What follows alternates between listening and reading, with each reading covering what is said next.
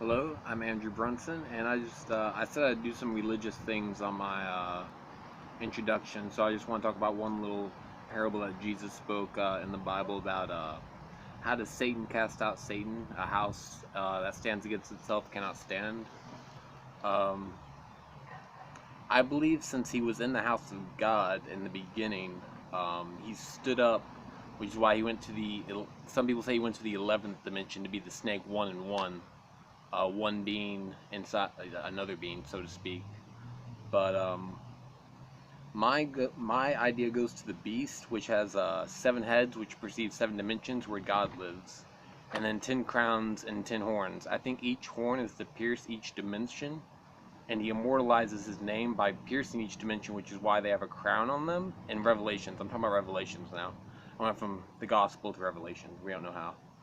Um, so there's first dimension, which is any point on a graph. Second dimension is like a line, and third dimension is like 3D, and then the fourth is time. Now next would be 5, 6, and 7, which would make another three-dimensional state, which is where God lives, and then the eighth would be infinity on its side, which would be like, you know, hell, earth, heaven, hell, or earth, hell, heaven again. It just goes in circles, but that's their time, I guess. Infinity. Um, but I think as the beast descends from the bottomless pit, Satan's beast or whatever, or maybe it's not Satan's beast. I'm not too into religion, but this is still my idea on it. That he pierces each horn is to pierce each dimension, like I said, and he immortalizes his name over each dimension.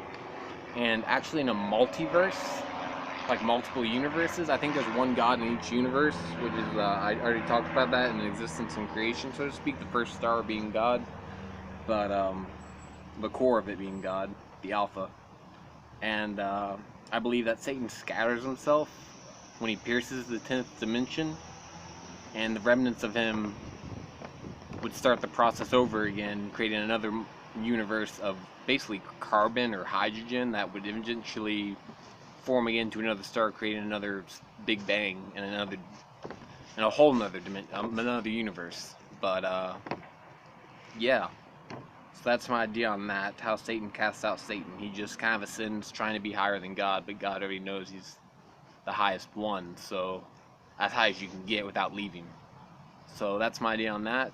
So don't try to be higher than things higher than you, I guess, is the lesson learned. Thank you. Bye.